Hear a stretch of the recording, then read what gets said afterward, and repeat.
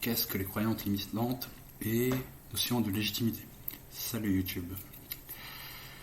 Dans une précédente vidéo, on a parlé de l'amour de soi, l'estime de soi et confiance en soi. C'est quand on veut avancer dans son hypersensibilité, à partir du moment où on sait qu'on est hypersensible,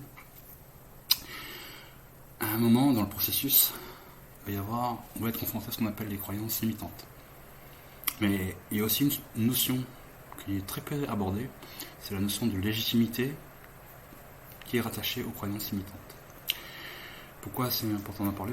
Spoiler tout de suite, si des gens vous êtes sous emprise de quelqu'un dans votre entourage, quoi que ce soit, c'est important de le savoir.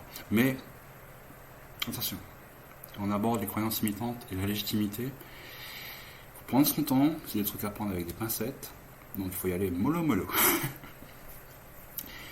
Pourquoi, pour un hypersensible, c'est important d'avoir conscience de la notion de croyance limitante?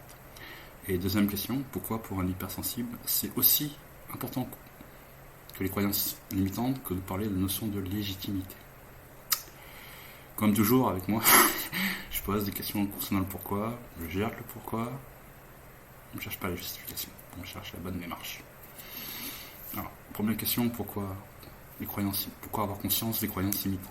On enlève le pourquoi, on garde le mot conscience et croyances limitantes. On va essayer de tout raccorder après. Les croyances limitantes. Vous êtes hypersensible, ou vous l'avez découvert récemment, tant mieux pour vous. Vous êtes sur le processus de découvrir votre hypersensibilité, ou récemment vous avez appris à avoir confiance en vous, vous aimer et tout, c'est bien. Mais il faut aussi se poser la question, qu'est-ce que c'est que les croyances limitantes? Peut-être que vous avez déjà entendu parler de ces trucs. Alors, vous êtes humain, tout comme moi. Vous êtes né avec une hypersensibilité et vous mourrez avec une hypersensibilité. C'est un fait. Avec cette hypersensibilité, vous avez, en fonction de votre environnement, vous avez un champ d'action qui vous est propre. Ce champ d'action, il est forgé par votre éducation, mais aussi par des phrases que vous avez entendues à longueur de tout au long de votre vie. Ça peut être des phrases que votre mère, votre père, votre frère, votre soeur, ou des proches, ou vos collègues de travail vous ont sorti à longueur de journée. Et c'est des phrases, on va dire, c'est un sac de phrases que vous entendez tout le temps sur vous.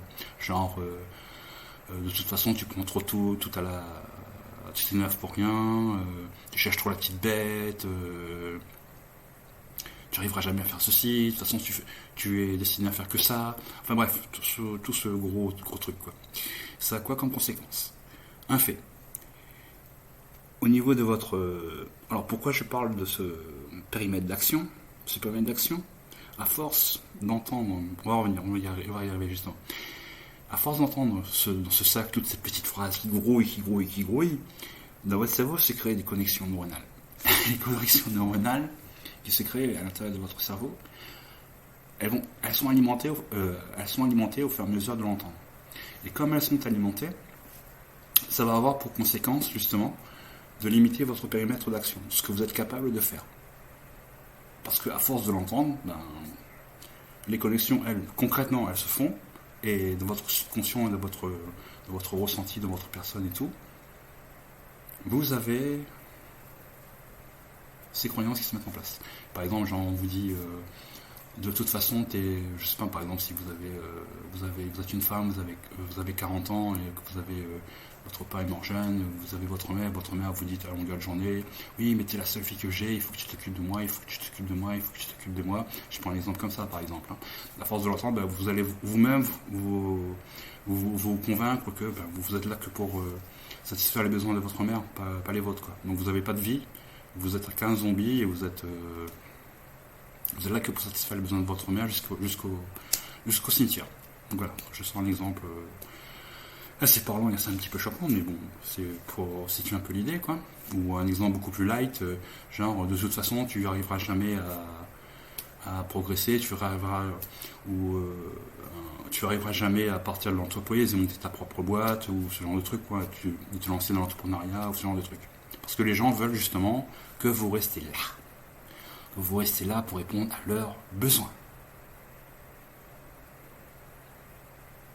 Vous restiez dans ce périmètre d'action cloisonner, pour ne pas en sortir, pour répondre à leurs besoins. C'est une prise de conscience qu'il faut avoir. Vous êtes hypersensible, vous avez droit au bonheur. Vous avez aussi vos propres besoins. Il faut se poser, il faut prendre son temps pour se poser, et se poser les questions. Quels sont mes besoins? Quelles sont mes attentes? Quels sont mes rêves? Est-ce que dans ce lot de périmètres d'action imposés par les croyances limitantes auxquelles j'étais confronté toute ma vie, est-ce que je puisse m'épanouir et répondre aux besoins que j'ai? Dans la plupart des cas, pour les hypersensibles, la réponse est non.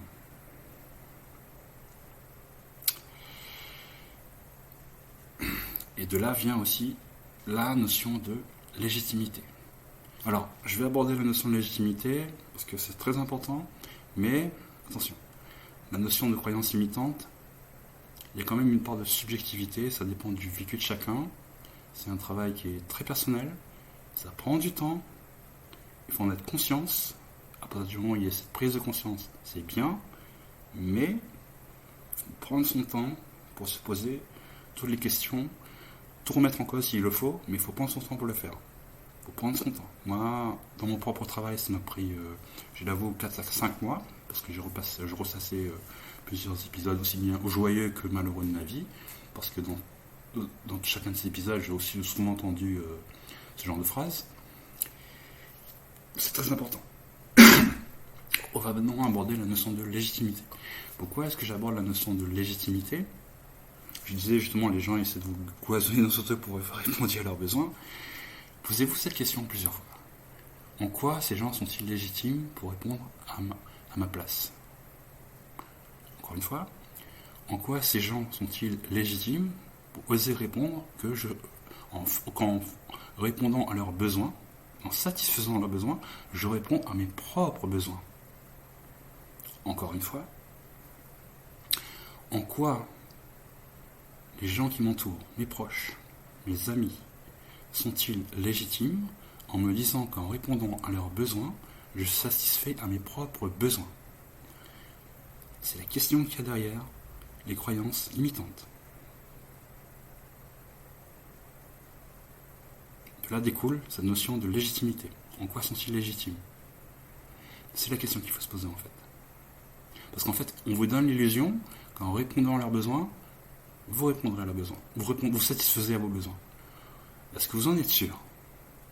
Posez-vous vraiment la question qu'en satisfaisant leurs propres besoins, vous satisfaites vos besoins. Posez-vous, prenez le temps de vous cogiter là-dessus.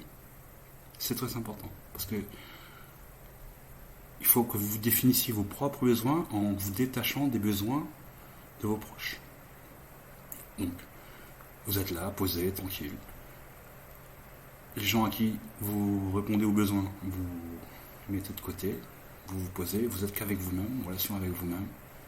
Quels sont vos besoins? Posez-vous la question, prenez votre temps. À partir du moment où vous avez votre liste de besoins à satisfaire sans essayer de répondre aux besoins d'autrui, des gens qui vous êtes souvent employés, c'est tout. Revenez dans votre périmètre d'action. Est-ce que dans cette liste, est-ce que cette liste peut trouver réponse dans votre périmètre d'action dans lequel on vous a donné, dans lequel on vous a mis? Si la réponse est non, c'est que peut-être que cette notion de légitimité, justement, il faut se la poser.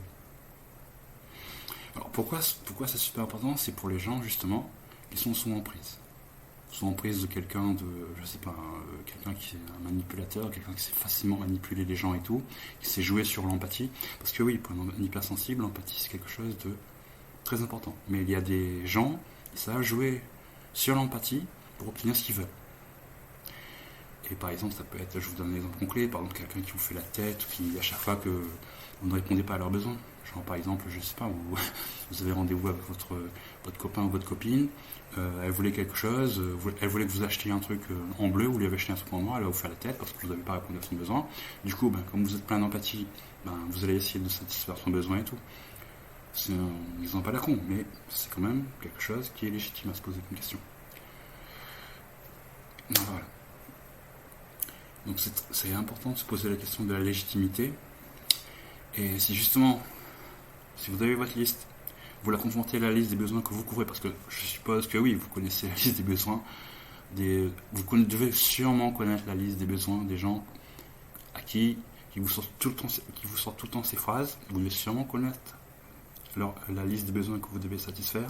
Des gens qui vous rabâchent toujours ce genre de phrases à la con. Vous avez votre propre liste, vous les confrontez et vous voyez vous-même, vous ferez votre propre avis sur l'histoire, s'il y a vraiment un truc de croyance limitante, quoi. Alors j'en parle parce que c'est important, il y a des gens qui sont sous emprise, mais qui ont du mal à... Il y a des hypersensibles qui sont sous emprise de leurs proches et qui ont du mal à prendre conscience justement qu'ils sont sous emprise. Ça arrive. Personne n'est perfectible, ça arrive, hein, donc voilà quoi. Un jour on se réveille, on prend conscience justement de ça et... Oui, hein, voilà. Mais il y a des gens par contre, oui, il y a aussi des hypersensibles, ça existe. Ils sont conscients qu'ils sont sous l'emprise de personnes, de leurs proches, mais ils ont peur de se retrouver seuls du jour au lendemain. Ça arrive aussi. Et c'est quelque chose dont il faut prendre conscience, il faut aussi se poser la question de la légitimité.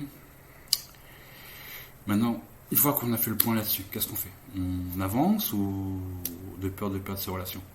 Alors là, j'ai pas de réponse, je suis pas à votre place. J'apporte juste mon témoignage. Moi, dans mon cas, je me suis séparé de personnes qui avaient une certaine emprise sur moi, justement. Du jour au lendemain, oui, c'est vrai qu'il y a eu une période de deuil. J'ai fait le deuil de ces relations, hein, c'est comme tout, hein, voilà, il y a un prix à payer. Hein. Je vous cache pas. J'ai fait le deuil de ces relations, mais aujourd'hui, je m'en porte pas plus mal, quoi. Ces relations, je les ai remplacées par de nouvelles relations. Je ne regrette pas mon choix. Ça m'a pris du temps. On va pas se mentir. Mais je ne regrette pas mon choix. C'est des gens qui sont partis de ma vie. Je ne les vois plus, donc je prends des nouvelles de temps en temps comme ça, parce que voilà. Mais aujourd'hui, je vois la vie de manière différente, quoi. Là, le fait d'avoir pris conscience de ça, et d'avoir fait aussi l'effort de sortir ces relations de ma vie, ça m'a permis de voir le monde de manière différente. Aujourd'hui, pourquoi j'ai fait ça? Pourquoi j'ai cette démarche de publier cette vidéo sur YouTube? Pour pouvoir porter mon témoignage qu'une fois qu'on a pris conscience de ces croyances limitantes, une fois qu'on s'est posé la question de la légitimité, c'est un gros travail, mais c'est qu'un petit travail par rapport au fait de vraiment se poser la question, est-ce qu'on reste là-dedans? Est-ce qu'on reste dans la complaisance de ces relations, même si on sait qu'elles sont toxiques ou pas pour nous? Je ne suis pas à votre place, je ne suis pas là pour vous juger, je vous apporte juste mon témoignage, je vous dis juste que ce qui vous attend, ça peut être des relations que vous risquez de perdre du jour au lendemain, c'est à vous de voir, mais je dis juste que ça existe. Donc voilà. Pour les hypersensibles, c'est très important de prendre conscience, donc c'est pour ça que je fais cette vidéo. Voilà. Un autre truc aussi, donc ça ne se rattache pas. On en parle souvent aussi par rapport au développement personnel ou pas. Je ne suis pas là pour débattre de ça par rapport aux croyances personnelles et tout. Mais c'est vraiment important de faire le point entre croyances limitantes et légitimité. Moi, c'est le déclic que j'ai eu et ça m'a permis d'avancer dans ma vie, quoi. Aujourd'hui, je suis super heureux. Je me plains pas des nouvelles relations que j'ai. Donc voilà. Si il y a des gens à chercher de votre vie, il y a un deuil à faire. Oui, je ne mens pas, il y a un deuil à faire. Ça prend du temps, c'est comme toutes les relations, hein. On fait le deuil d'une relation, quoi. Donc voilà. Donc, écoutez, si vous êtes dans cette démarche d'avancer, de prendre conscience de tout ça, tant mieux pour vous, je vous dis bravo et avancez dans votre vie comme il faut. Je vous souhaite de bonnes choses. Merci à vous.